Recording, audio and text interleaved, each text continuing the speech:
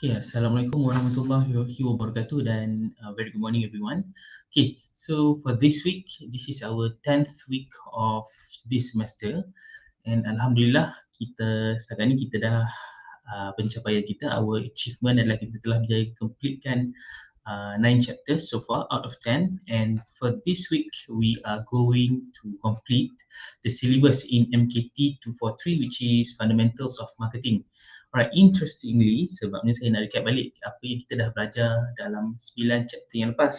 Okay, macam minggu yang lepas kita dah cover 2 chapter berkaitan dengan pricing concept iaitu chapter yang ke-10, and then berkaitan dengan retailing. Alright, so kalau kamu perasan dalam chapter ke-5 dan chapter ke-6 merupakan the first P in the marketing mix, which is the first one adalah product. Jadi untuk produk, kalau untuk syllabus ni we have learned in chapter 5 and chapter 6, and the next P which is place in marketing mix adalah berkaitan dengan marketing channels and retailing. Okay, and then the third piece in the marketing mix adalah price yang kita belajar dalam chapter yang ke-10, and this is the last P yang kita akan belajar dalam marketing mix, which is the promotion aspect ataupun promotional mix. Okay, so kita akan teruskan dengan the learning objective of this chapter, which is the first one. We are going to discuss the role of promotion in the marketing mix, and then the second one we are going to explain the goal of promotion. Untuk pengetahuan kamu, kita ada three goals of promotion, and then the third learning objective adalah to discuss the AIDA concept and its relationship to the promotional mix, and then the last one adalah kita akan discuss the elements of the promotional mix. Okay, there are 5 elements in promotional mix. Don't worry, kita akan belajar sekejap lagi. Okay, so kita akan pergi kepada learning objective yang pertama, which is, okay, so what is promotion ataupun promotional effort? Okay, so keyword dia dekat sini adalah communication by marketers that informs, yang pertama, informs, persuades and remind potential buyers of a product in order to influence an opinion or elicit a response. Maksud kata dekat sini, promosi ataupun promotion ni dia ada 3 goal ataupun 3 peranan dia. Yang pertama adalah to inform, atau untuk memaklumkan berkaitan sesuatu produk ataupun servis, and then yang kedua to persuade. Maksud persuade di sini adalah untuk memujuk. Memujuk ni tak adalah sampai tahap memujuk rayu, tetapi dari segi dia secara indirectly ataupun secara tersurat ataupun tersirat, di mana dia try untuk persuade ataupun pujuk pengguna untuk membeli barangan tersebut. Tak kiralah sama ada melalui pemakluman ataupun melalui iklan-iklan yang menarik. And then the third one adalah berkaitan dengan remind. Dia sebagai reminder, dia mengingatkan pengguna berkaitan dengan contohnya macam fungsi sesuatu barangan ataupun servis tu mungkin akan membantu meringankan ataupun memudahkan operasi seharian orang ramai. That is the promotion punya aspek. Kamu kena ingat 3 main point kat sini, iaitu inform, persuades and remind, sebab these are the promotional goals. Okay, so a promotional strategy is a plan for the optimal use of the elements of the promotion, which is involving advertising, sales promotion, public relation, personal selling, and ada satu lagi berkaitan dengan direct marketing. Alright, these are the promotional strategy ataupun dikenali sebagai promotional mix. Dia ada 5 aspek, iaitu advertising, sales promotion, public relation, personal selling and direct marketing. Okay, so 5 perkara ni kita akan belajar sekejap lagi di dalam slide-slide yang seterusnya, don't worry. Okay, so promotional mix ni maksudnya a combination of promotion tools used to reach the target market and fulfill the organisation overall goals. Maksud kata dekat sini, 5 perkara yang saya maklumkan tadi tu adalah the promotional mix, which means a combination of promotional tools. Dia adalah kaedah-kaedah ataupun bahan-bahan ataupun dari segi approach yang digunakan untuk memastikan organisation punya goal tu dapat dicapai melalui pemasaran ataupun promosi. Okay. Alright. These are the integrated marketing strategy, contoh-contoh yang boleh diberikan berkaitan dengan promosi pada masa sekarang. Kalau dahulu kalau kita tengok the advancement of technology, sebelum adanya teknologi yang canggih seperti sekarang, dari segi promotion tu sebagai pengguna hanyalah melibatkan dekat print media ataupun direct mail. Kalau dahulu, kalau tak ada internet, iklan-iklan ni hanya boleh dilihat di surat-surat khabar ataupun dekat TV. Jadi dengan adanya teknologi sekarang, kita dah ada pelbagai kaedah ataupun platform di mana kita boleh lakukan promotional punya effort ataupun aktiviti-aktiviti promosi. Contohnya ada multimedia, kita ada sekarang ni zaman social media, we have mobile, we have blogs, we have other offline media melalui video, social share, word of mouth ataupun dekat website. Okay. Alright, so the role of promotion is communication by marketers that macam saya kata tadi, 3 peranan penting iaitu inform, persuade dan remind. Dia memaklumkan, dia memujuk dan juga mengingatkan pengguna ataupun potential buyer berkaitan dengan sesuatu produk in order to influence an opinion or elicit a response. Maksud kata dekat sini, peranan promosi ni adalah dia nak memaklumkan.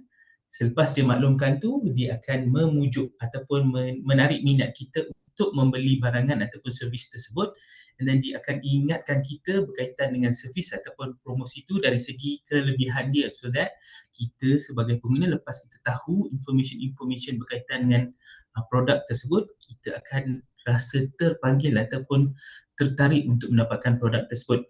Okey, kalau kita nak ringkaskan dari segi konsep of this chapter, kita tengok dekat sini, dia dah bagi satu gambar rajah untuk memudahkan pemahaman kita. Okey, so permulaan tadi adalah kita belajar berkaitan dengan overall marketing objective.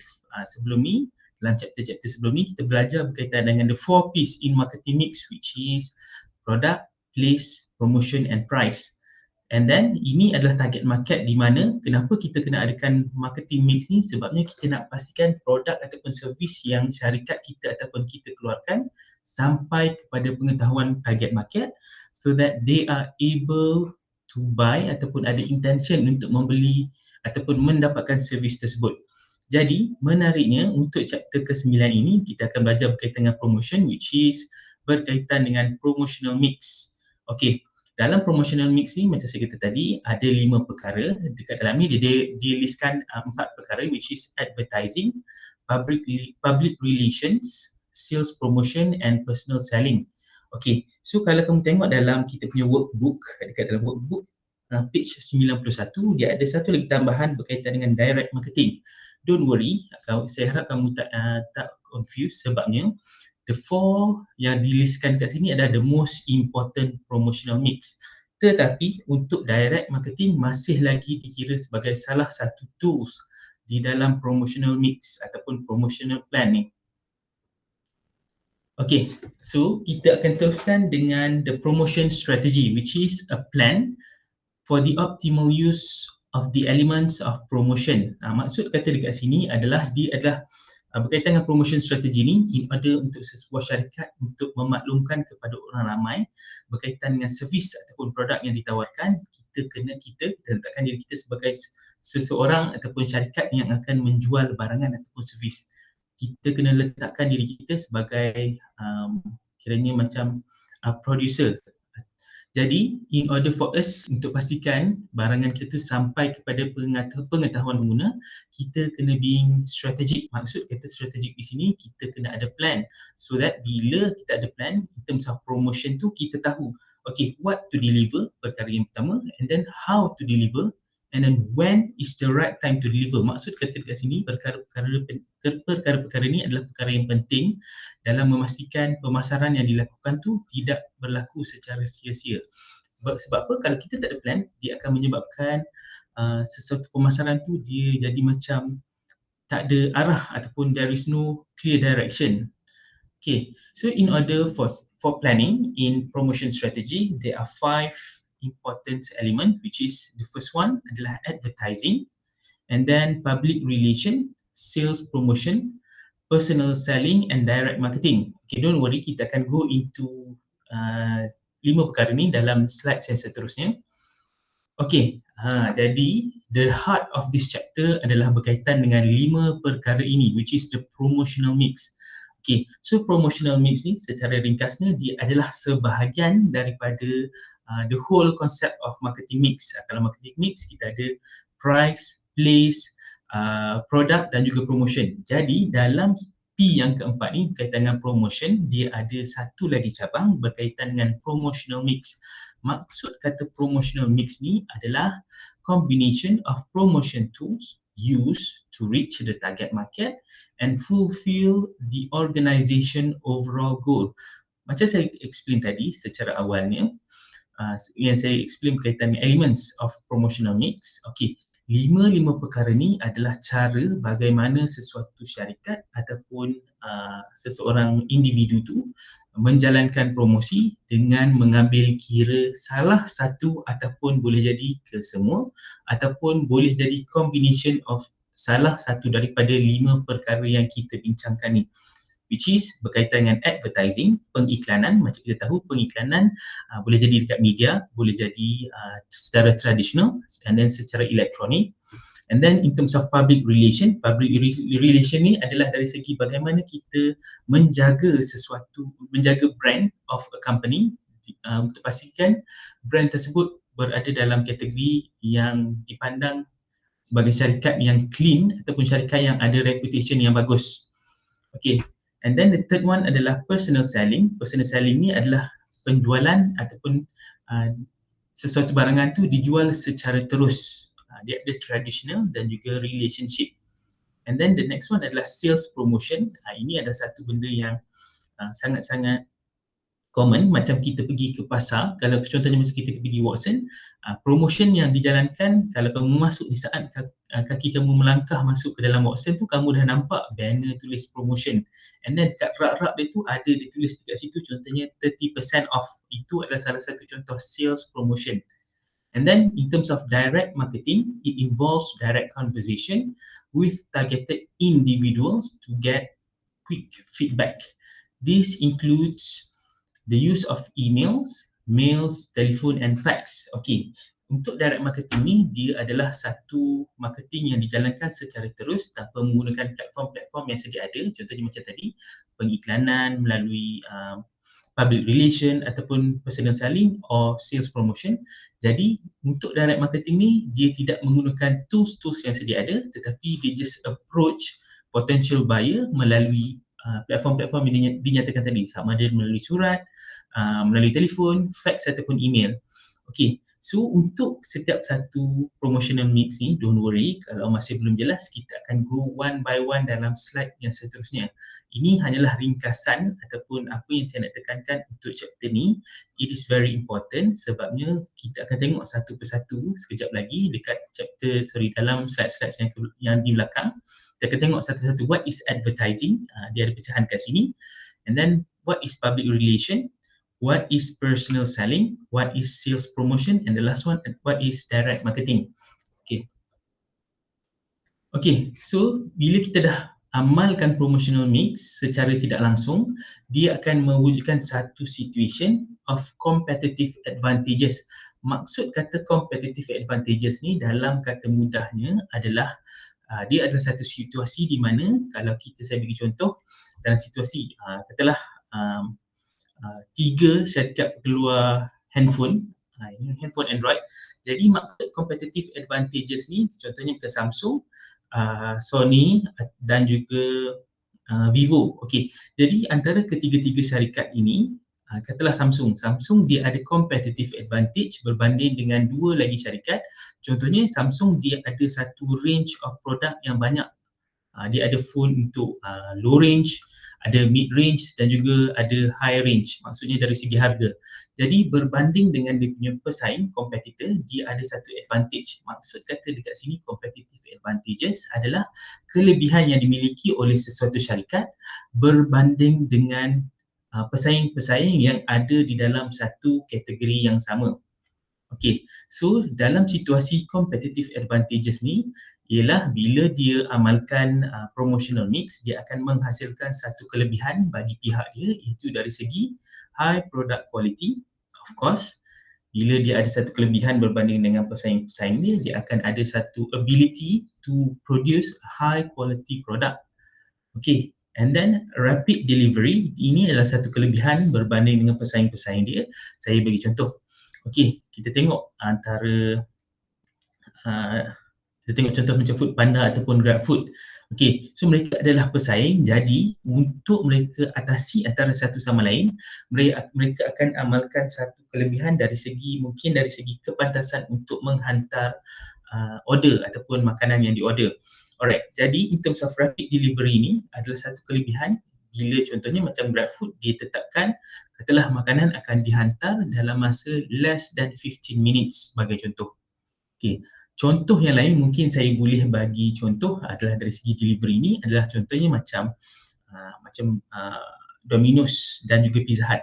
Kalau kamu perasan ataupun kamu selalu order Domino's ataupun Pizza Hut, perbezaan antara kedua-dua ni adalah untuk Domino's, mereka dari segi delivery, mereka lebih pantas dan juga menariknya mereka selalu iklankan sebagai untuk delivery charges ni dia termasuk sekali di dalam harga pizza tersebut. Secara tidak langsung menyebabkan kita sebagai pengguna kita akan fikir yang pertama, kalau saya nak pilih antara Domino's dengan Pizza Hut, of course saya lebih prefer Domino's sebabnya secara iklannya telah dimaklumkan harga yang ditawarkan termasuk sekali dengan delivery charges, and then dari segi penghantaran dia bagi satu guarantee, contohnya penghantaran dihantar dalam masa less than 20 minutes. Berbanding dengan Pizza Hut, dia tak ada segi guarantee untuk penghantaran. Itu kelebihan dari segi rapid delivery.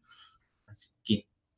And then in terms of low prices, ini juga boleh jadi satu situation di mana di dalam competitive advantages, bila ada satu pesaing, ramai pesaing di dalam satu pasaran, bila satu syarikat tu boleh tawarkan harga yang rendah berbanding dengan competitors dia, dia akan menyebabkan syarikat tersebut ada satu competitive advantage berbanding dengan pesaing dia. Contohnya, katalah pesaing dia, contoh kalau kita ambil dari segi farmasi ataupun kedai-kedai kecantikan, kita bandingkan antara Alpro punya farmasi, Watson dan juga Guardian. Okay, so antara ketiga-tiga ni bila contohnya macam kita bandingkan satu produk yang sama di dalam ketiga-tiga kedai ni. Saya bagi contoh, mungkin ubat batuk cap ibu dan anak di dalam kedai Watson mungkin dia ditawarkan dengan harga RM5, tetapi berbanding dengan Guardian dan juga Alpro punya farmasi, mungkin mereka ditawarkan dengan harga yang lebih tinggi. Jadi secara tidak langsung Watson memiliki satu competitive advantage dari segi konteksnya adalah dari segi low prices, harga yang ditawarkan adalah rendah berbanding dengan pesaing dia. And then in terms of excellent service, and the last one adalah dari segi unique features. Okay, hopefully this helps untuk fahamkan kamu berkaitan dengan konsep of competitive advantages.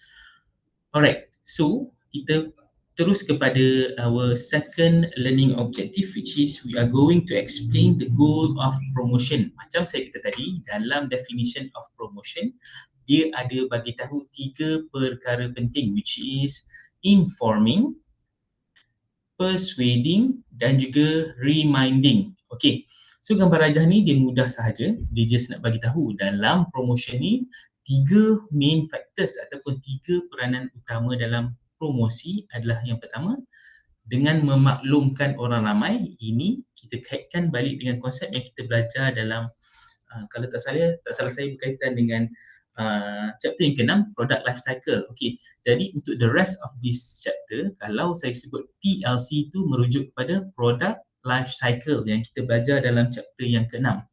Jadi untuk proses ataupun goal yang pertama berkaitan dengan informing ni ataupun memaklumkan berkaitan dengan produk baharu ataupun produk yang sedia ada, kita nak maklumkan kepada pengguna adalah kita kaitkan dengan product life cycle stages yang kita dah belajar dalam chapter yang ke-6 berkaitan dengan introduction or early growth of the cycle. Kiranya untuk kita memaklumkan orang ramai berkaitan dengan sesuatu produk tu adalah di peringkat, kalau dalam product life cycle tu, di peringkat permulaan sesuatu produk itu diperkenalkan. That is why we need promotion, which is to inform a new product kepada target audience. Alright, and then the second one adalah in terms of persuading.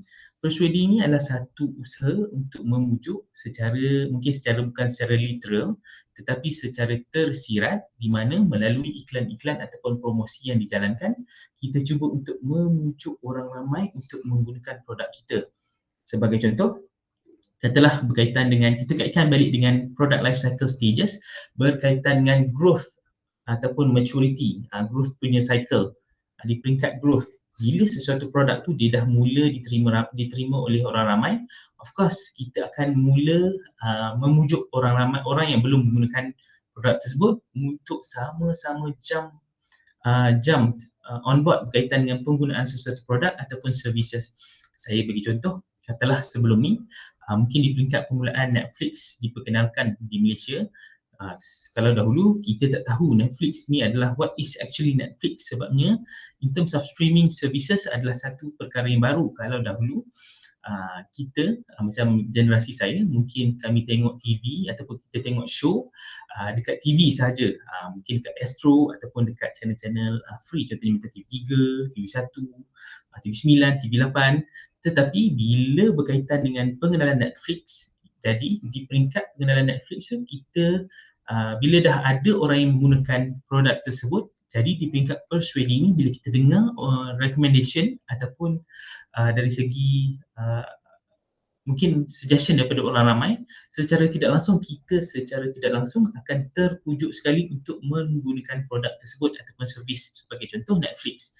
Jadi di peringkat growth maturity ni, bila sesuatu produk tu dia tengah membangun ataupun tengah diterima oleh orang ramai, secara tidak langsung the word of mouth ataupun suggestion daripada orang lain akan menyebabkan kita secara tidak langsung teringin untuk menggunakan produk ataupun servis tersebut.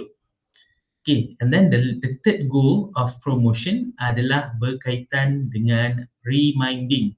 Okay, so bila kita kaitkan balik dengan product life cycle stages, iaitu di peringkat terakhir, iaitu berkaitan dengan maturity, bila untuk sesuatu produk tu bila dah sampai di peringkat maturity, dia dah, kalau dalam bahasa mudahnya, bila dia dah berada dalam pasaran dalam satu jangka masa yang lama, dia akan menjadi tepu. Of course, saya beri contoh katalah Netflix, mungkin dalam 10 tahun akan datang, orang ramai dah start rasa boring dengan Netflix sebagai contoh.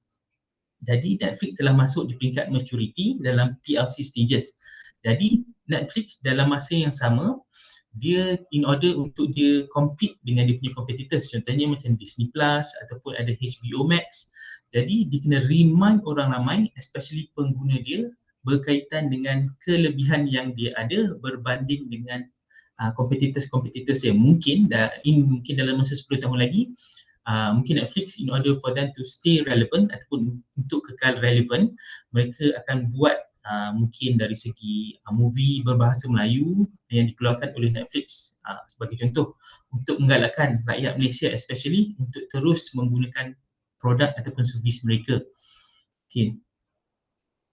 Alright, macam saya kata tadi, informative objective, pertama kat sini informing adalah to increase awareness and then to explain how product works, suggest new users and then build company image. Jadi dalam fasa informatif ataupun dalam goal berkaitan dengan informing, berkaitan dengan sesuatu produk ataupun servis tu adalah untuk increase awareness, untuk bagi tahu ataupun untuk menyadarkan orang ramai, okay, so this is the product yang ada di pasaran yang mungkin boleh memenuhi kehendak dan juga permintaan.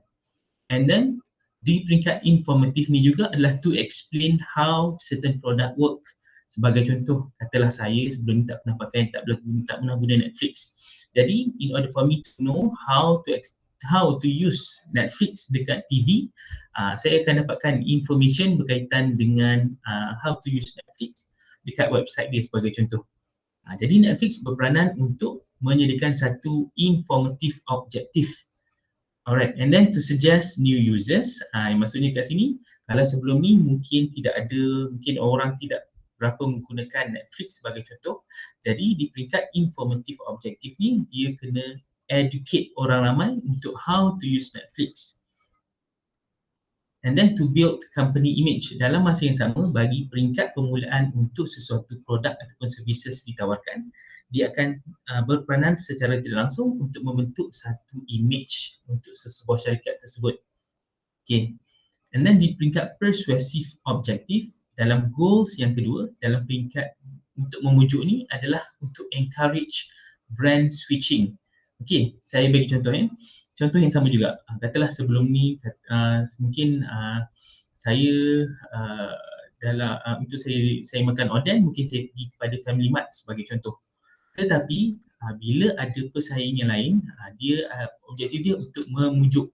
Macam sekarang ni kalau kamu tengok dekat Malaysia, dia baru saja buka satu convenience store dalam kategori yang sama dengan Family Mart dan juga 7-Eleven, iaitu CU Mart yang berasal daripada Korea, yang logo dia warna hijau dan juga purple tu. Okay, so in order for them to encourage brand switching ni, dia nak galakkan orang ramai berhijrah daripada contohnya macam saya mendapatkan oden tak kira lah oden tom yum ke oden yang sup tu. Instead of saya pergi kepada Family Mart, mungkin bila ada satu promotion memaklumkan CU Mart ni dia ada buat satu promotion berkaitan dengan oden. Of course, peranan dia ataupun objektif dia adalah to encourage brand switching. Maksudnya dalam bahasa mudahnya adalah berpaling tadah terhadap sesuatu brand tersebut daripada satu brand kepada brand yang lain. And then in persuasive objective ni juga melibatkan change customers perception of product attributes. Dalam objektif yang kedua ni adalah untuk memaklumkan ataupun merubah persepsi pelanggan berkaitan dengan ciri ataupun sifat sesuatu produk ataupun services tu. Okey, kalau sebelum ni mungkin orang ramai tidak menggunakan produk tersebut adalah disebabkan mungkin orang ramai tidak tahu berkaitan dengan ciri-ciri sesuatu produk tu. Jadi dalam persuasive objektif ni adalah untuk merubah persepsi berkaitan dengan produk tersebut untuk pastikan bila orang ada information berkaitan dengan produk tersebut, dia ada satu tarikan untuk menggunakan produk tersebut. And then the next one adalah to influence buying decision. Bila kita dah terpengaruh, of course kita akan terinfluence ataupun terpengaruh untuk membuat satu decision in terms of buying that product. Okay, and then the next one adalah to persuade customer to call. Alright, next one adalah di peringkat reminder objective. Ini adalah goal yang ketiga berkaitan dengan promotion. Okay, kalau kita kaitkan balik dengan product life cycle tadi, dekat situ dia beritahu berkaitan dengan, kalau berkaitan dengan reminding ni di peringkat satu untuk product life cycle, kita kaitkan balik apa yang kita belajar dalam chapter yang ke-6 berkaitan dengan stage of maturity. Bila sesuatu produk tu dia dah sampai satu tahap tepu di pasaran, of course sebagai pengeluar ataupun producer of that product ataupun services tu, dia akan rasa concern bila satu produk tu dia dah tepu di pasaran, mungkin pengguna akan rasa bosan. Jadi in terms of mengurangkan risiko untuk orang ramai switch to another brand, di sini peranan reminder objektif, iaitu to remind customer that product that may be needed. Maksud kata dekat sini, contohnya katalah macam saya beri contoh tadi Netflix. Mungkin selepas 10 tahun ataupun 15 tahun akan datang, mungkin saya dah rasa Netflix ni dah tepu di dalam pasaran. Sebabnya kita dah ada pesaing-pesaing yang lain yang boleh bagi satu servis ataupun kualiti yang sama dengan Netflix.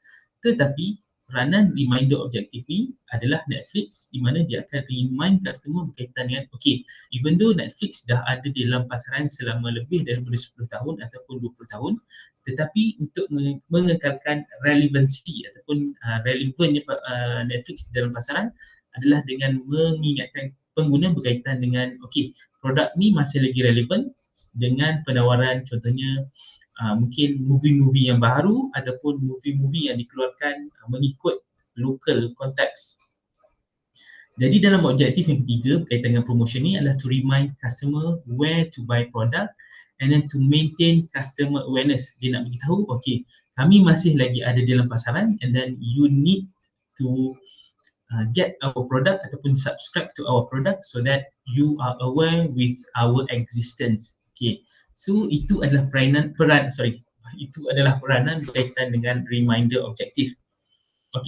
Seterusnya, sebelum kita masuk dekat AIDA, konsep ni, saya rasa kita akan rehat sekejap Ini adalah learning objektif yang ketiga berkaitan dengan AIDA konsep.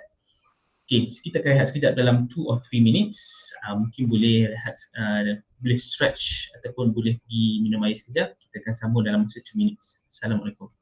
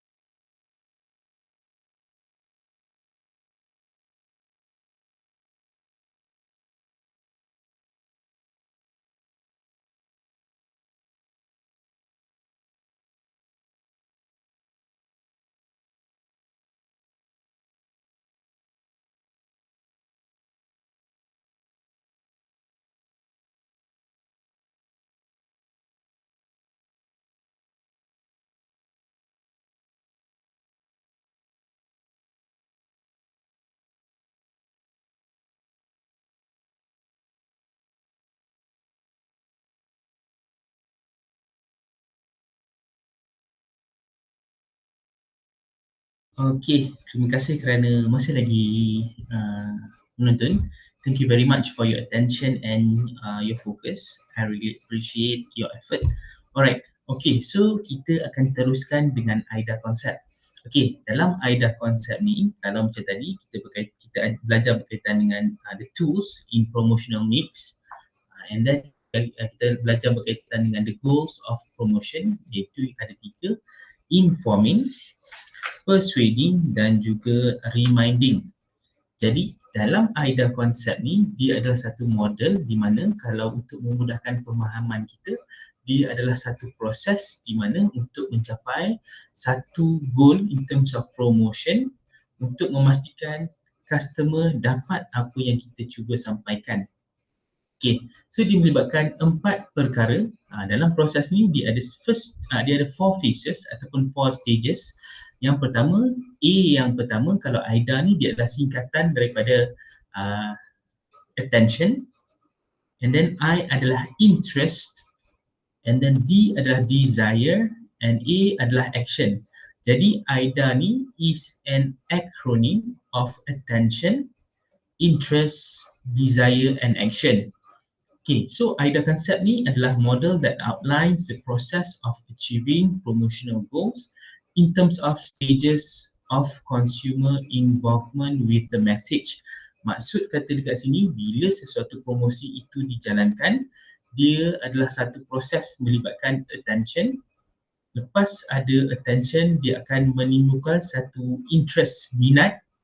Daripada minat tu menimbulkan rasa ingin dapatkan sesuatu produk ataupun servis tu ataupun desire, and then the last one adalah action. Action ni adalah satu situasi di mana bila kita punya kemahuan tu dah dijana ataupun digalakkan ataupun didorong, menyebabkan kita start kereta, pergi ke kedai dan membeli barangan tersebut. Itu adalah maksudnya action. Jadi dalam AIDA konsep ni, untuk peringkat attention ni dia melibatkan lebih kepada thinking process, iaitu cognitive process. Kita lebih kepada bila kita dapat satu kita punya attention tu tertarik kepada suatu servis ataupun produk dekat yang diiklankan dekat social media sebagai contoh, and then dia telah spark our interest, dia telah menghidupkan kita punya minat ataupun kita punya uh, interest untuk mendapatkan information berkaitan dengan sesuatu produk tu. Jadi dekat peringkat interest ni dia menyebabkan satu perasaan of effectiveness ataupun a feeling where we need to find information berkaitan dengan produk tersebut. Dan di peringkat desire dan juga action dia lebih kepada cognitive iaitu doing. Maksud dekat sini bila kita dah terminat ataupun terdorong untuk mendapatkan ataupun untuk mendapatkan information ataupun maklumat lanjut berkaitan dengan sesuatu produk tu, kita dah sampai di peringkat desire. Bila dah sampai di peringkat desire tu, of course kita punya, kalau dalam bahasa mudahnya, kita dah macam lebih kurang 80% untuk membeli ataupun mendapatkan barangan tersebut. And then the last one in terms of doing adalah kita pergi ke kedai ataupun kita order terus barangan tersebut. Sebagai contoh, kalau boleh order secara online. Okay, so itu adalah proses of AIDA concept. Okay, kalau nak letakkan dalam konteks ataupun promotion punya aktiviti, okay, so the first phase of AIDA concept ni adalah attention. Jadi untuk for us untuk grab attention adalah dengan menjalankan advertising, public relation, sales promotion and personal selling. Jadi keempat-empat perkara ni terlibat di dalam proses attention. And then in terms of interest, bila sesuatu produk ataupun servis tu telah berjaya menarik minat, jadi dekat sini peranan-peranan advertising, public relation dan juga personal selling memainkan peranan berbanding dengan sale promotion. And then bila ada satu kehendak ataupun kemahuan yang membuat-buat untuk mendapatkan produk tersebut, dia di peringkat desire. And then last one, bila dah kemahuan tu dah memang dah betul-betul nak dapatkan, contohnya macam kamu kerja, kamu kumpul duit, kamu nak beli, mungkin kamu nak beli laptop. Jadi di peringkat desire ni, bila kamu dah ada kemahuan, kamu dah ada kemampuan, of course last part adalah kamu take action ataupun kamu start kereta ataupun kamu pergi with your parents to kedai laptop untuk membeli laptop sebagai contoh. Okay. Alright, so definition for each for attention in AIDA concept. Yang pertama adalah A adalah attention, which is to gain attention of the target market by informing them of availability of the product or services. And then in attention, the main objective is to create awareness and to gain attention, such as advertising on TV, newspaper, magazines, internet and etc. Jadi di tingkat, kalau proses macam saya kata tadi, AIDA ni is a process. Jadi dalam kita nak menjana minat orang ramai, kita kena dapatkan perhatian.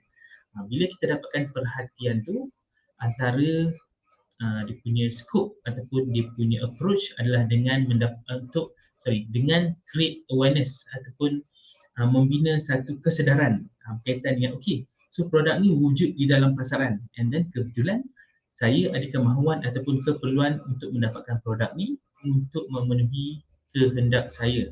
Jadi dalam peringkat attention ni adalah keyword dia adalah to create awareness and to gain attention.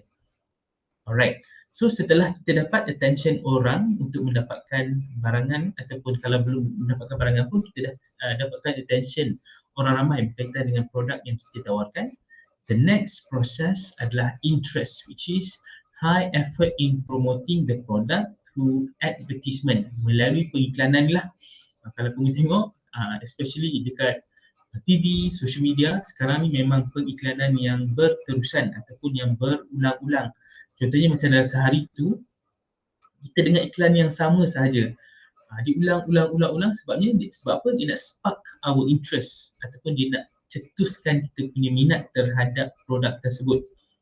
Kalau macam saya, kalau saya tengah drive nak pergi ke office ataupun kita punya faculty, bila saya start kereta, daripada rumah sampailah ke office, kalau saya dengar radio yang berbahasa Melayu, iklan yang selalu yang melekat dekat dalam otak berkaitan dengan glowing beauty skin ke apa tak, iklan yang contohnya macam tu, dia punya jingle yang diulang-ulang sampai dia dah melekat dalam kita punya minda.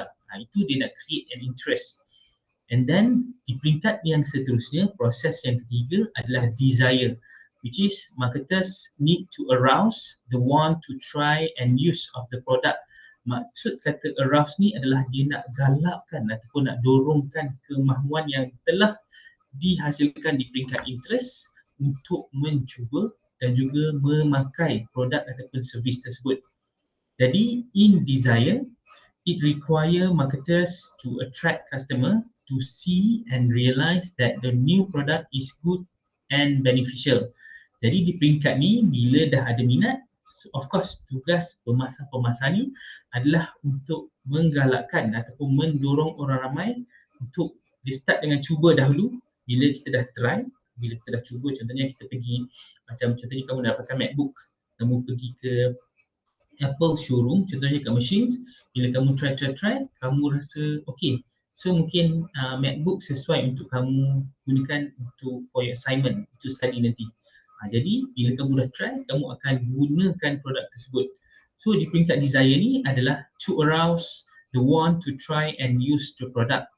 And then bila dah gunakan produk tersebut, kita dah try dekat showroom tu, okay, mungkin sesuai dan juga menarik minat dan juga memenuhi keperluan kamu. And then the last one adalah action, which is get people to buy the product. Strategi dia adalah contohnya free trial product, size packages, coupons and premium offers or etc. Okay, bila dah berminat, dah try dah rasa memang okay, so duit dah ada, produk tersebut memenuhi keperluan kamu. Of course, the last one adalah dengan mendapatkan produk tersebut. Jadi itu adalah proses of the AIDA concept. A yang pertama adalah attention, I adalah interest, D adalah desire, and then A adalah action. So this is the AIDA concept. Okay, so sebelum kita teruskan, macam tadi kan, kalau kamu tengok kat sini, macam saya explain awal tadi, kat sini. Okay, so dekat promotional mix ni, kita akan start dengan advertising, and then we will go into the next, the 5 components ataupun tools in promotional mix. Kita akan start dengan advertising dahulu. Okay, tapi sebelum kita start dengan advertising, kita akan berehat sekejap. Saya akan sambung selepas 2 minutes of rest. Okay.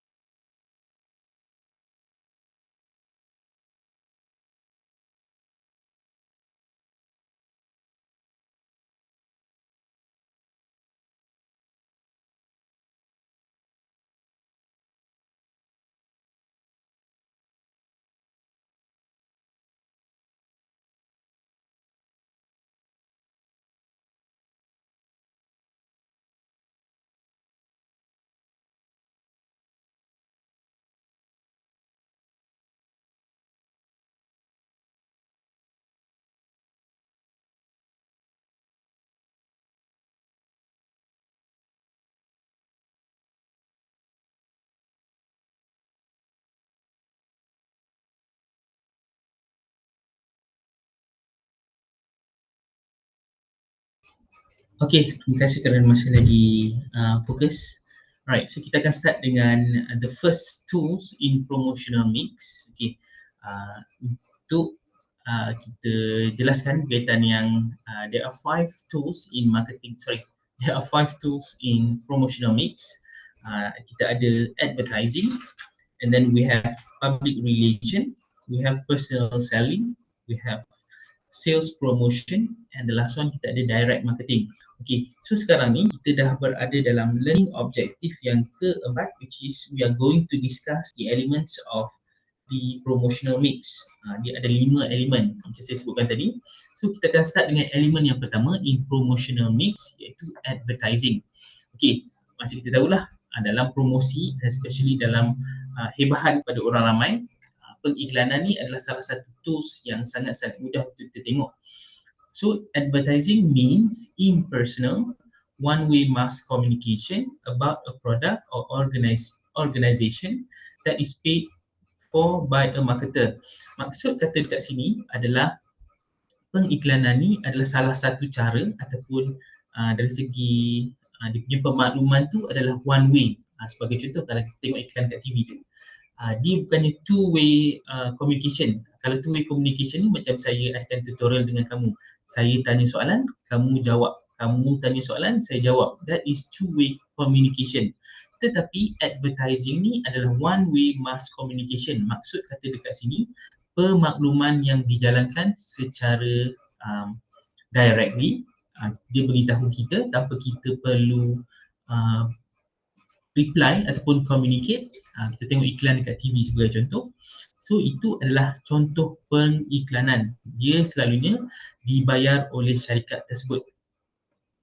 Okay, so in terms of advertising ni, dia ada two major types, which is the first one adalah institutional advertising, which is designed to enhance a company's image rather than promoting a particular product. And the second one adalah product advertising, which is designed to tout the benefits of a specific goods or services. Okay, contoh yang boleh saya bagi dekat sini, yang pertama tadi, institutional advertising ni, dia lebih kepada pengiklanan untuk memberitahu berkaitan dengan image sesuatu syarikat berbanding dengan dia nak iklankan produk dia.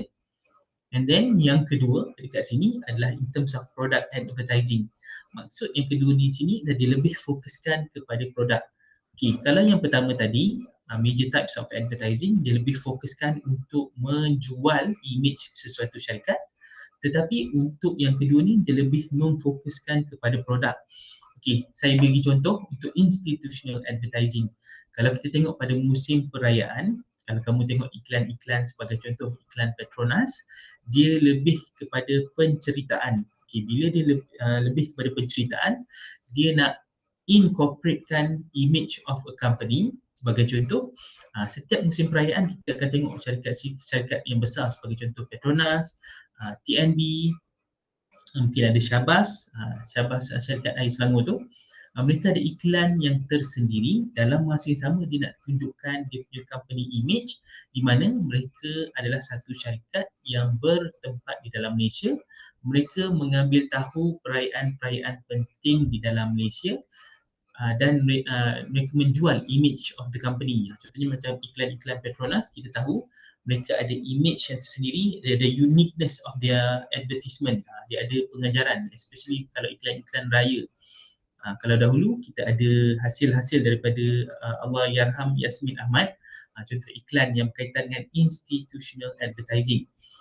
Okay, macam saya kata tadi, inilah contoh-contoh Petronas. Dia lebih kepada penceritaan. Sebab apa? Sebab dia nak tunjukkan image dia sebagai satu syarikat yang ditubuhkan di Malaysia, dan dia punya image tu dia tahu apa yang sedang berlaku, contohnya pada musim perayaan.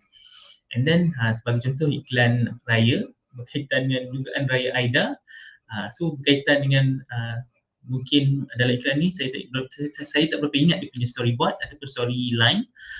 Dia rasanya dia tak boleh balik raya kot. Tapi apa yang nak ditekankan kat sini adalah iklan yang dikeluarkan oleh Tenaga Nasional. Ini iklan raya berkaitan dengan Everready, dan juga kalau dahulu ni adalah contoh iklan Maggi Mee pada tahun kalau tak salah saya 1980-an. Okay. Contohnya dekat sini, ini adalah contoh institutional advertising, dan ini lebih kepada product advertising. Okay. So in product advertising ni, dia ada 3 kategori, which is pioneering, competitive and comparative. Untuk pioneering ni, dia lebih kepada stimulates primary demand for new product or category. Okay, untuk product advertising for pioneering ni, dia lebih kepada untuk dia nak galakkan ataupun dia nak timbulkan minat untuk mendapatkan sesuatu barangan tu. Of course, dia akan menimbulkan satu demand terhadap produk tersebut, and selalunya pioneering ni digunakan di peringkat introductory dalam product life cycle.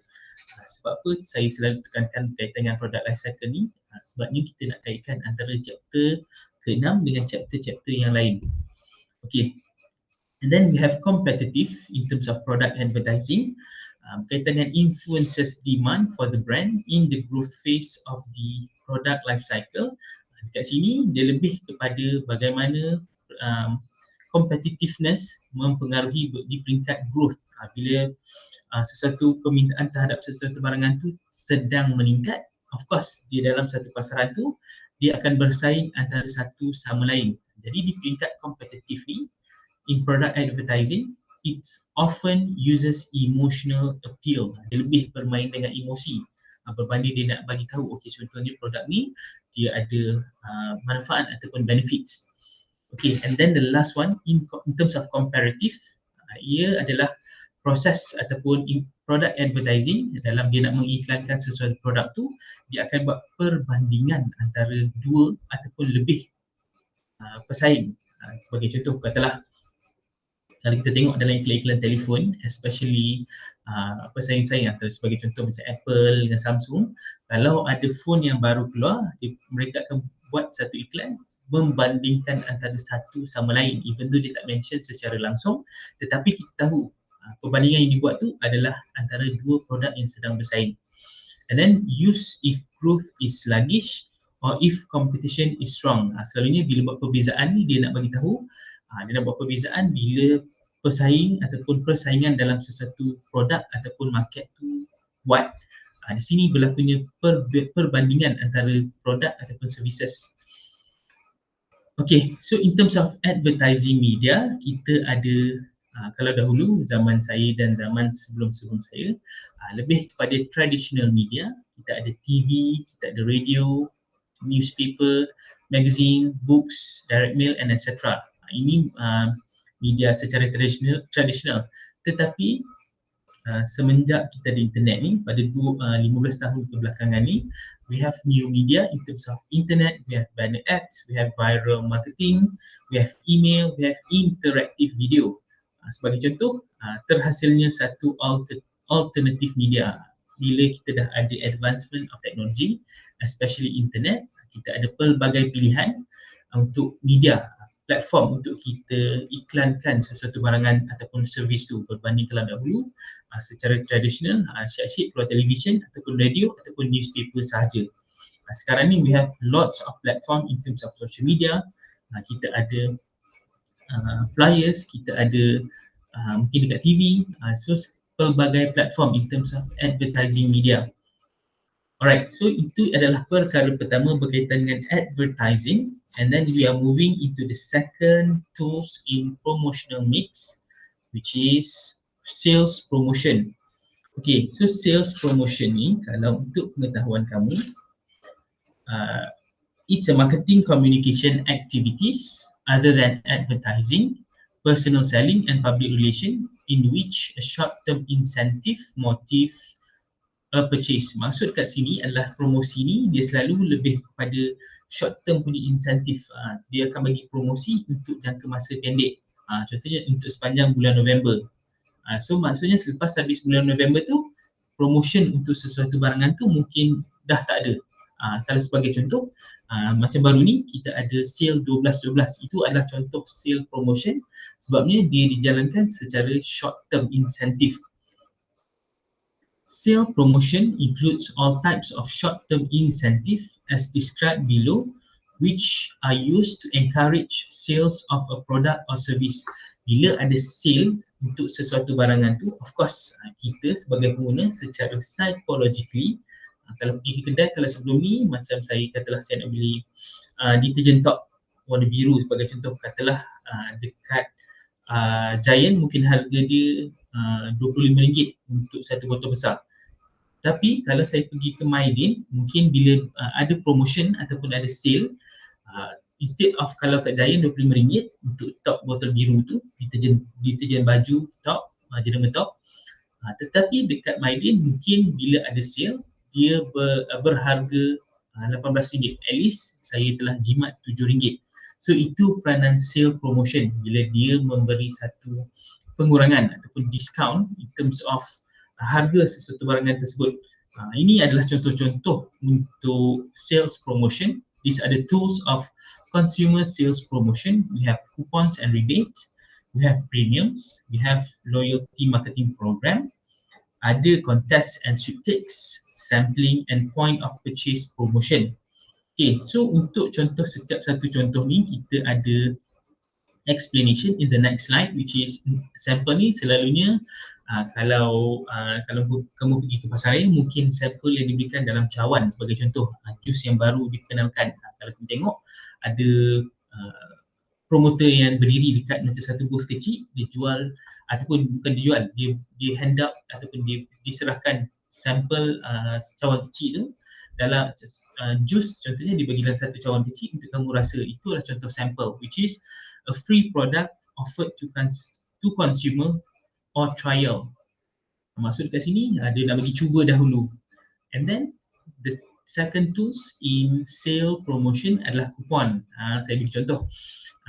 Sebagai contoh, Domino's, kalau kamu beli pizza dia, selalunya dia akan lekatkan kupon dekat atas kotak Domino's tu.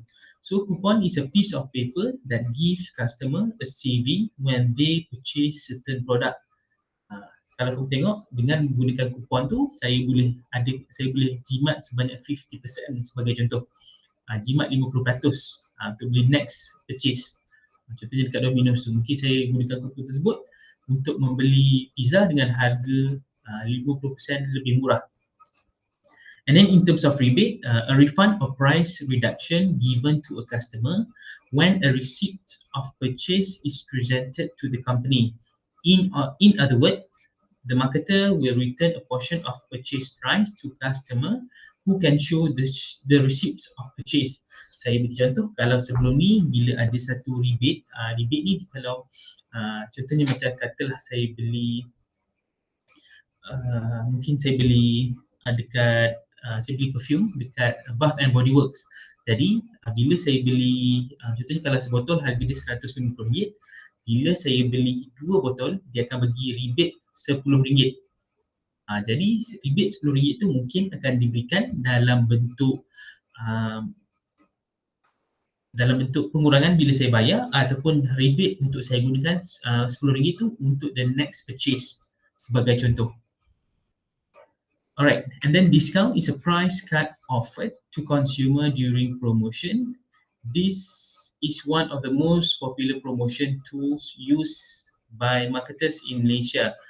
Discount ni memang sangat-sangat famous ataupun memang kerap kali digunakan dekat Malaysia dan juga mana-mana tempat. Saya bagi contoh, kalau kamu selalu pergi ke dekat Sogor kat Kuala Lumpur tu, di saat kaki kamu melangkah, when you entered the premise, kamu akan nampak dia punya discount punya standard harga dan juga the way they do promotion. Memang mereka banyak memberikan discount, at least 50%, 20%, ada yang 70%. Okay, so in terms of the next tool, kalau tadi 1, 2, 3, 4, so the fifth tools of consumer sales promotion adalah in terms of premium, which is goods are offered for free or at a lower price as an incentive for buying a product. Maksud kata kat sini, macam sebagai contoh, kalau kita nak tengok dari segi premium ni, Domino's memang dia punya periklanan, memang mereka akan iklankan buy one free two sebagai contoh. Kadang ada contohnya macam buy two for 30 sebagai contoh. Itu adalah dari segi premium, di mana kita mendapatkan barangan lebih daripada satu dengan harga yang lebih murah. And then the next one adalah in terms of loyalty reward. Loyalty reward ni adalah cash or gift offered as a token of appreciation to loyal customer. Sebagai contoh, kalau contohnya macam saya selalu isi minyak dekat Shell. Jadi saya apps ataupun saya gunakan kad bonus link. Jadi itu adalah salah satu contoh loyalty reward di mana setiap kali saya isi minyak, saya swipekan kad bonus link saya itu, saya akan dapat dari segi gift ataupun saya dapat points. Kita kumpul points. Itu salah satu contoh loyalty reward di mana bila kita menggunakan produk mereka, mereka akan turn our buying tu kepada loyalty, in terms of loyalty. Sebab dia nak kekalkan kesetiaan kita sebagai pengguna in a way of they appreciate their customer. And then we have games and lucky draw competition. Ini selalu, kalau selalu contohnya macam Lazada and Shopee, kalau kamu buka saja apps dia akan keluar lah, adalah lucky draw lah, ada free delivery punya promotion melalui lucky draw. Itu adalah contoh berkaitan dengan games and lucky draw competition. And then the last one adalah sweepstakes, which is a promotion that depends on a chance or luck with free participation. Ini berkaitan dengan kontes ataupun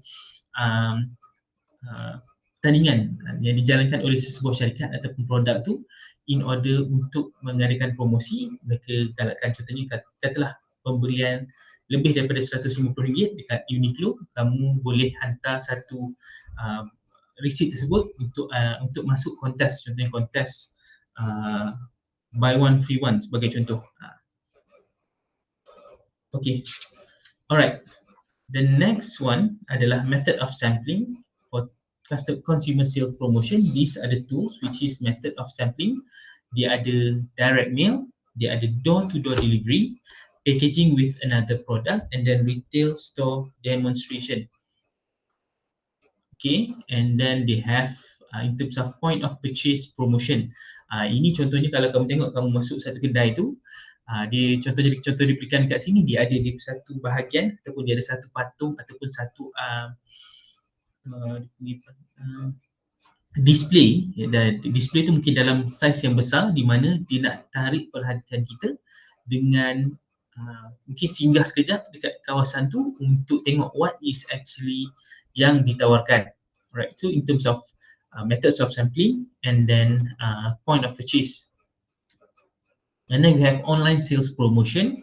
Online sales promotion ni memang selalulah kalau kita pergi sekarang dah boleh pergi ke contohnya ke Watson, dia ada 10 online power sale, and then ada free merchandise, sweepstakes, free shipping punya promotion dan juga coupon. Okay, and then untuk yang third one ni sebelum kita teruskan, saya rasa mungkin kita boleh rehat sekejap. Saya pun nak minum air sekejap and then stretch myself sekejap, and kita akan kembali after 2 minutes ya.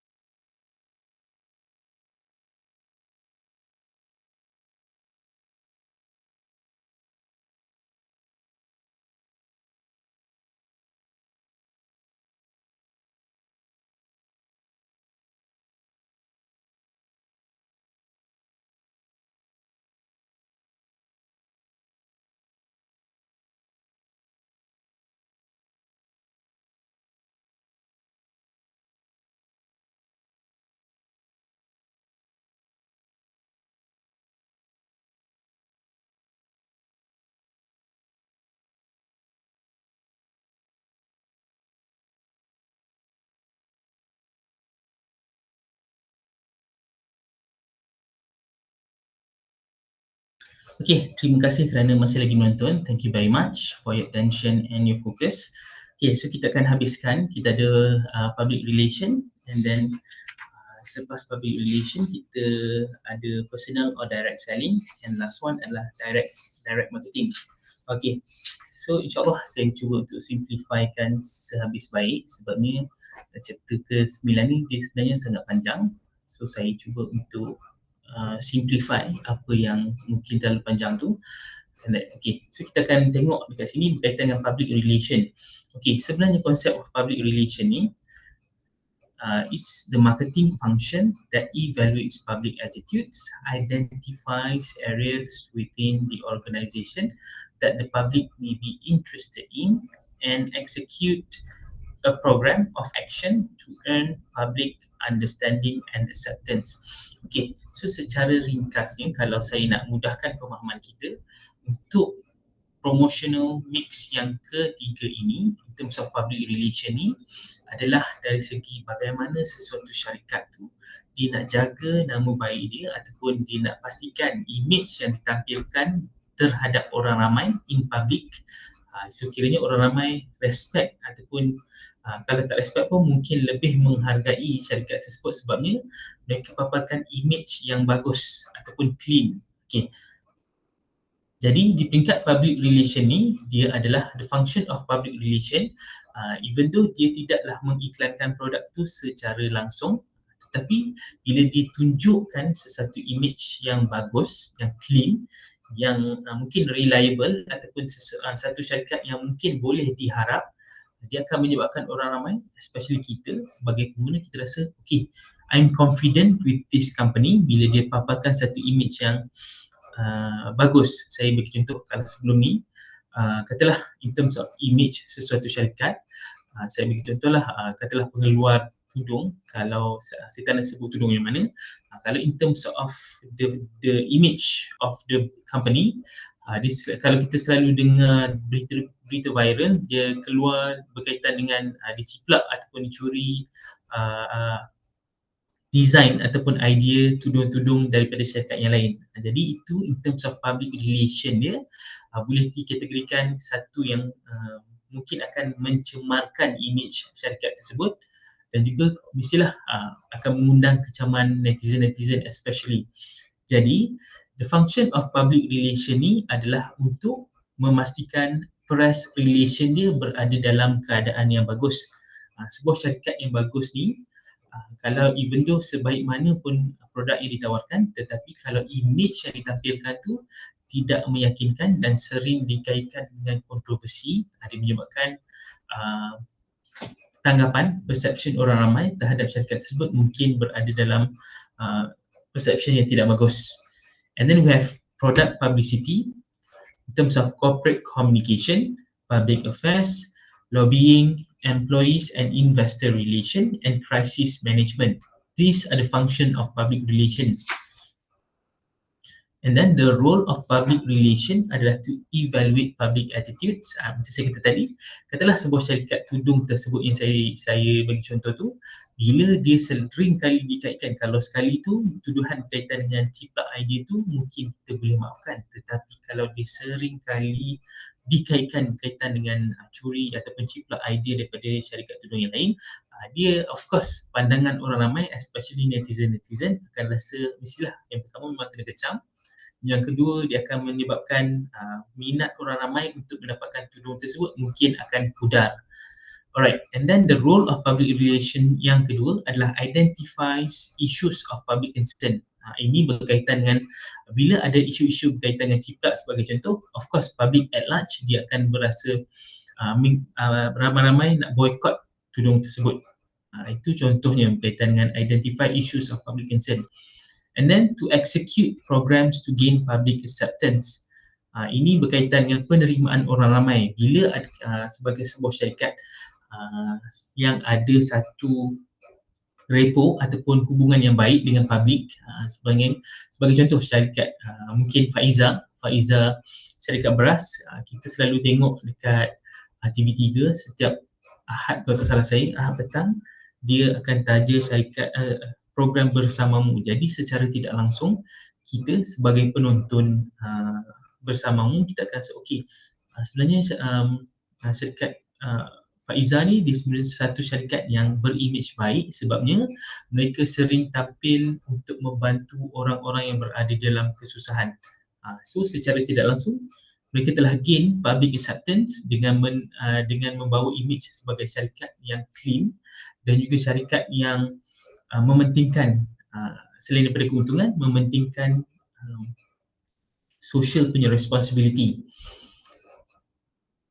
Okay, so in public relation, we have few tools, ada beberapa kaedah ataupun approach, which is the first one adalah new product publicity. Ini selalunya bila launch sesuatu produk tu, in terms of public relation, dia mungkin akan buat satu event untuk memberitahu kepada wartawan-wartawan dan juga mungkin pengguna-pengguna yang terpilih untuk mencuba produk tersebut. So in terms of publicity of new product. Dan product placement, ini selalunya kalau kamu tengok especially dalam drama-drama, kalau dahulu dalam drama Korea memang ada product placement. Product placement ni saya beri contoh, katalah dalam drama tersebut perbualan di antara watak utama dengan watak antara lelaki dengan perempuan, tiba-tiba ada product placement. Maksudnya tengah berbual tu kamera tunjuk dekat produk yang mungkin mereka tengah minum. Secara tak langsung dia menjadi satu promotion in terms of public relation of the product. Itu bagi product placement. And then consumer education, dia ada event kalau consumer education ni dari segi tajaan mungkin dari segi penajaan beasiswa terhadap pelajar-pelajar yang mungkin kurang berkemampuan. Jadi secara tidak langsung dia akan menimbulkan satu image yang bagus kepada syarikat tersebut sebabnya mereka memberi beasiswa kepada orang yang tidak berkemampuan. And then ini selalu event sponsorship, selalu kalau kita tengok dekat final bola sepak especially, dia ada sponsorship untuk sesuatu syarikat. And then issue sponsorship dan juga internet websites. Okay, so these are the tools of public relations. And ini kalau kamu nak tahu in terms of public relation punya role, secara tidak langsung kita kaitkan balik dengan corporate social responsibility yang kita ada belajar dalam chapter-chapter yang awal. Kalau tak salah saya dekat chapter yang kedua, marketing environment. Jadi kita kaitkan balik dengan corporate social responsibility ni dengan public relation sebabnya in order for us untuk menjaga nama baik dan juga brand sesuatu barangan tu adalah melalui kita tampilkan image yang bagus di mata masyarakat. Ini sebagai contoh dekat the top 100 companies with the best CSR reputation. Ini dekat United States especially. Kita ada Google, kita ada Walt Disney, we have Lego, we have Natura and Microsoft and etc. Okay, so kita akan masuk kepada the fourth tools in promotional mix, which is personal or direct selling.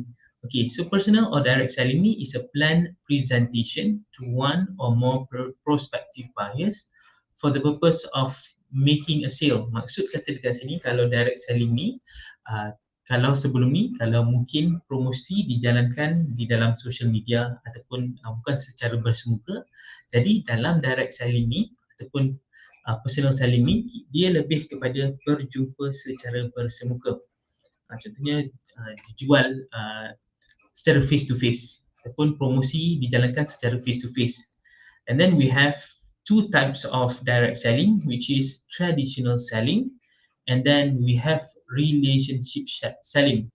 Okay, kalau untuk berkaitan dengan types of direct selling ni, kamu boleh klik dekat video ni. Saya dah ada link berkaitan dengan explanation ataupun contoh berkaitan dengan kedua-dua ini. Okay, so steps in selling process, we have generating leads, qualifying, approach the customer, ini ada typo sikit, customer, and probing needs, developing and proposing solution, handling objective, closing the sales, and following up. So dia ada 1, 2, 3, 4, 5, 6, 7. Dia ada 7 steps in selling process.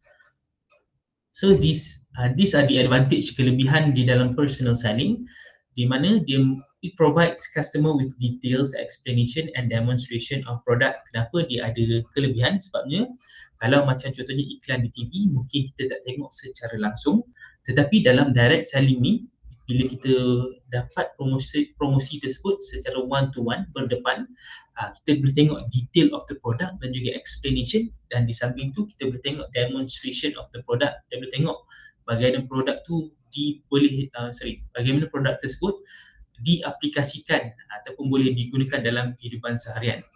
And then sales message can be directed or varied according to the needs and wants. And then sales person can recommend right product to customer. Sales manager can control costs by adjusting the size of the sales force based on current demand. And the last one adalah generating action among buyers once salesperson has explained the benefit of use. Kalau sebelum nak bandingkan dengan promotional mix yang lain, kita ada tadi macam contohnya ada berkaitan dengan advertising, kita ada berkaitan dengan sales promotion, dan kita ada public relation. Berbanding dengan tools-tools yang sebelum ni, bila personal selling ni, bila namanya personal, kita tengok kita ada kelebihan untuk tengok sendiri produk tersebut, dan kita ada kelebihan untuk tanyakan terus kepada orang yang menjual tu apakah kelebihan produk tersebut, and then apakah produk tersebut dapat menyumbang kepada kegunaan saya sebagai contoh. Alright, so this one in terms of personal selling is more important, and advertising and sales promotion are important if ini adalah situation product has high value. Kalau advertising and sales promotion ni dia lebih sesuai bila produk tersebut adalah low value. And then untuk personal selling ni adalah produk itu adalah custom made ataupun dibuat secara khusus. And then produk, kalau in terms of pengiklanan ataupun promotion in terms of sales, produk tersebut adalah standardized, dia produk yang standard, bukannya custom made. Untuk customer in terms of personal selling ni dia lebih sedikit, tetapi in terms of pengiklanan, sales and advertising ni dia punya pengguna dia lebih ramai. And then produk ni technically complex, sebab tu kita kena jumpa face to face, one to one session, sebabnya it is technically complex. Tetapi untuk pengiklanan dan juga promosi ni, dia produk tersebut adalah lebih mudah untuk difahami. And then customers are concentrated, and then for advertising and sales promotion ni, customers are geographically dispersed. Maksudnya dia tidak tertumpu pada satu kawasan sahaja. Dia ada daripada mungkin dekat Kuala Lumpur, mungkin kat Johor Bahru. Dia tidak tertumpu pada sesuatu kawasan sahaja berbanding dengan personal selling. Okay, and then kita dah masuk ke bahagian terakhir untuk promotional mix, which is the direct marketing. Okay, so untuk direct marketing ni, sometimes called direct response marketing, refers to the techniques used to get customers or consumers to make a purchase from their home, office or etc. Maksud kata dekat sini, direct marketing ni dijalankan secara terus. Dia tak gunakan platform-platform social media, dia tak gunakan platform-platform melalui email, tetapi dia terus dia boleh gunakan surat in terms of direct mail, ataupun katalog or mail order. Dia hantar katalog dekat rumah ataupun office, jadi kita just order sahaja. And then telemarketing ni macam kamu, kalau kamu pernah terima call daripada bank ataupun daripada marketer berkaitan dengan dia akan iklankan lah, contohnya macam saya dapat call daripada Unify untuk subscribe kepada Unify Mobile, selalu dapat call. Itu in terms of telemarketing. Jadi dia jatuh di bawah kategori direct marketing. So these are the direct marketing tools. It can be in terms of SMS, MMS. Kalau dahulu kita ada MMS, sekarang ni dah digantikan dengan WhatsApp. Dia ada trade shows or seminars, dia ada door-to-door leaflets. Kalau kamu perasan, dekat dalam mailbox dekat rumah kamu, kamu akan terima selalunya flyers ataupun leaflets. And then we have telemarketing, selalu dapat call daripada telemarketers. Ada kiosk marketing, we have catalogs, we have direct selling, we have direct mail, we have internet marketing and direct response television or radio. Okay, so ini adalah contoh marketing campaigns yang dijalankan sebagai contoh pada masa COVID-19. And this one you can read. And then in terms of Domino's, dia ada 10 million pizzas giveaway. Maksud kat sini, Domino's adalah salah satu syarikat yang bijak dalam menjalankan promosi, especially kalau kamu tengok dekat Twitter ataupun dekat social media dia sangat cepat untuk includekan dia punya iklanan dengan isu-isu semasa. Okay, so dekat sini bila kita dengar macam 10 million pizza giveaway, kita akan dengar giveaway, kita kita akan of course kita akan ada free pizza, so mesti kita akan buka website dia, kita akan cari. Of course, sebabnya free food sangat jarang lah untuk ditolak oleh orang ramai. And then we have Apple, my favorite company. Apple in terms of creativity, dia selalu diassociatekan antara creativity dan Apple. So Apple ni selalu dikaitkan dengan contohnya macam editing, dari segi penghasilan video, dari segi art direction, memang selalu menggunakan device Apple. And then IKEA, kamu boleh baca ni berkaitan dengan contoh pengiklanan yang sangat-sangat simple. Dia selalunya IKEA ni iklannya jaranglah yang syarat ataupun yang terlalu banyak sangat information. Dia just bagi paparan harga barang dan juga message yang cuba disampaikan. And then we have Johnson & Johnson weekly live series. Ini especially berkaitan dengan COVID-19. Johnson & Johnson adalah salah satu pengeluar vaksin berkaitan dengan COVID-19. Okay, so ini adalah berkaitan dengan wisdom words yang saya boleh share dengan kamu in terms of apa yang dikatakan oleh Ratan Tata ni, in terms of businesses need to go beyond the interests of their companies to the community they serve. Maksud kata kat sini kita kaitkan berkaitan dengan CSR dan juga public relation, di mana in terms of corporate social responsibility oleh sesebuah syarikat tu, di samping dia kaut keuntungan, dalam masa yang sama dia tidak merupakan insan-insan yang mungkin tidak bernasib baik. Dia lebih kepada corporate social responsibilities punya peranan. And then penutup kepada kita punya lesson for this semester adalah amazing things will happen when you listen to consumer.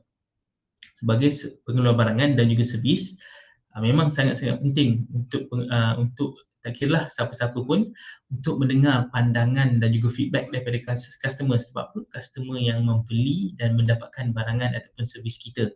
Jadi it's important for everyone to listen to their consumer. Okay, dengan itu secara rasminya kita dah tamat kita punya syllabus for this semester. Alhamdulillah.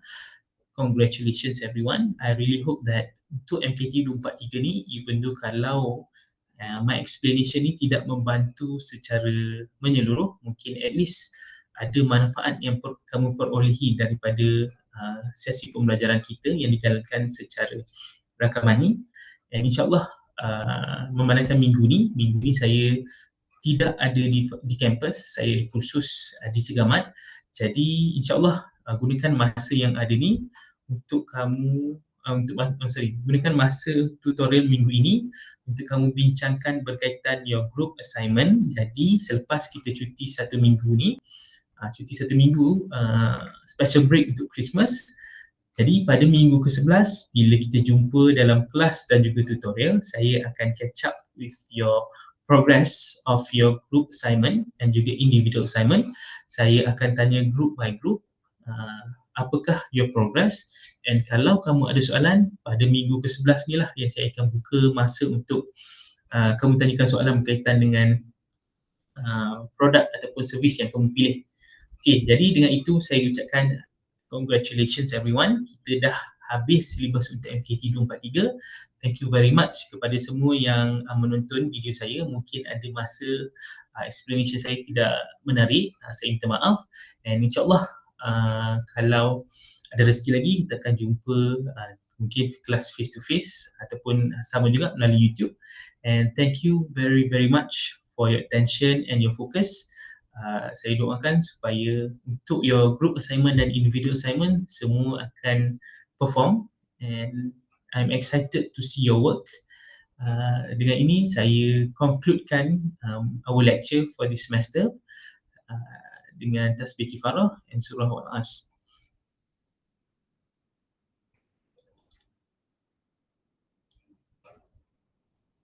Assalamualaikum.